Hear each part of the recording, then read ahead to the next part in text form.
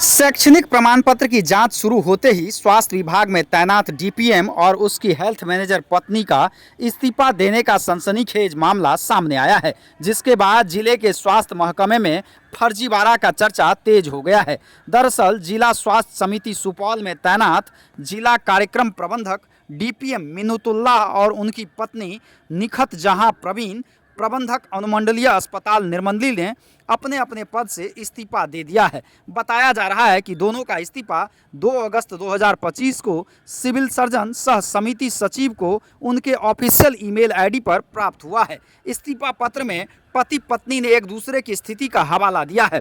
इस्तीफा में वहीं डीपीएम मिन्नतुल्लाह ने स्वास्थ्य कारण बताते हुए हवाला दिया है, अपने पद से इस्तीफा देने की बात कही है।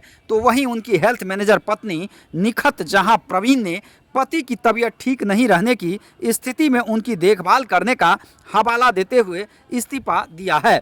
दरअसल डीपीएम मिन्नतुल्लाह की संदिग्ध शैक्षणिक प्रमाण पत्रों की शिकायत मिलने के बाद जिला प्रशासन के निर्देश पर सिविल सर्जन के पहल पर जिला स्वास्थ्य समिति ने जांच कमेटी गठित कर उनका सभी शैक्षणिक प्रमाण पत्र सत्यापन के लिए विभाग को भेजा गया है, जिसके बाद स्वास्थ्य महकमे में शैक्षणिक प्रमाण पत्र में फर्जीवाड़े की चर्चा तेज हो गई है। सूत्र बता रहे हैं डीपीएम मिन्नतुल्लाह की डिग्री और शैक्षणिक प्रमाण पत्र को लेकर काफ़ी चर्चा हो रही थी।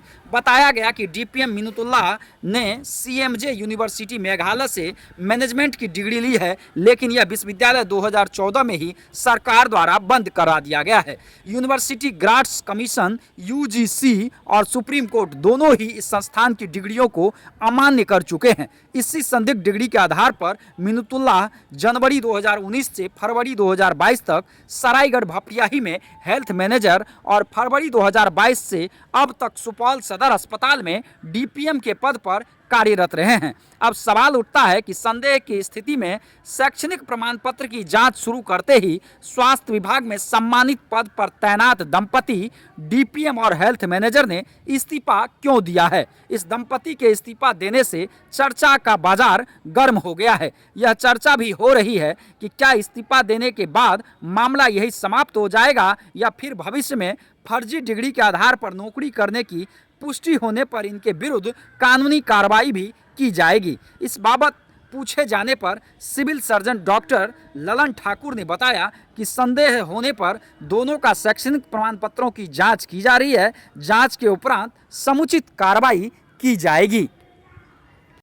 डीपीएम साहब का जो शैक्षणिक प्रमाण पत्र है जिस पर उनकी बहाली हुई है, उस पर संदेह व्यक्त किया गया है और जिला पदाधिकारी के आदेशानुसार मैंने उनका डॉक्यूमेंट्स जांच के लिए लिया है और उसकी जांच प्रक्रिया चल रही है।